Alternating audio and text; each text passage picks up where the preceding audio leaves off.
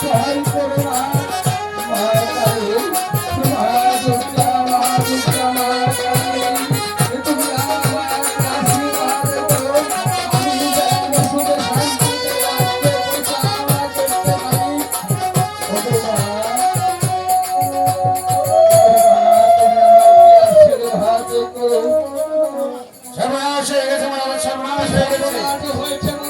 এই বাদশাহ সওয়া সেকেন্ড দ্বারা তাদের সেনা সমন্ত নিয়ে আমাদের রাজপ্রাসাদে আক্রমণ করেছে। সামান্য একটু যৌবনা হয়ে আমার রাজপ্রাসাদ আক্রমণ করতে এসেছেন মন্ত্রী বলে আমার এই রাজ্যের সেনার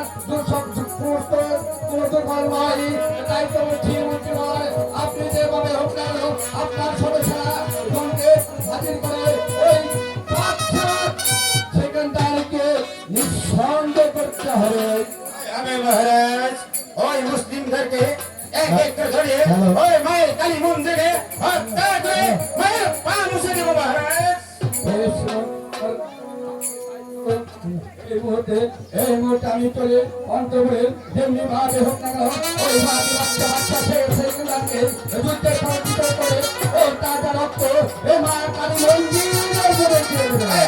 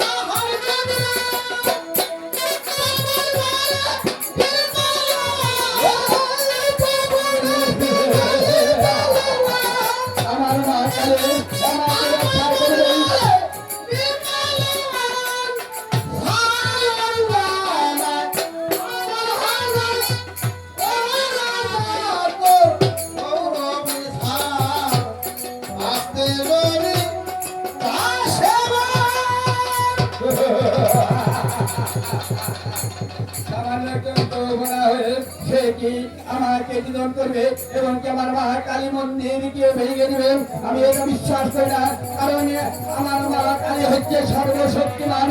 ওগো মা কালী, তুমি আমার সহায় হও। মা কালী, তুমি যদি আমার সহায় হও, আমি প্রতি বছরে তোমার কালী মন্দিরে জুড়া পাঠা বলি দেব। মা কালী, তুমি আমাকে রক্ষা করো। মা কালী, বিড়ম্বনা করে এই মুহূর্তে চলুন আমরা সকলে মিলে যুদ্ধ ক্ষেত্রে ঝাঁপিয়ে পড়ি। তাই চলুন মন্ত্রীবর, এই মুহূর্তে আমরা যুদ্ধে ক্ষেত্রে ঝাঁপিয়ে পড়ি।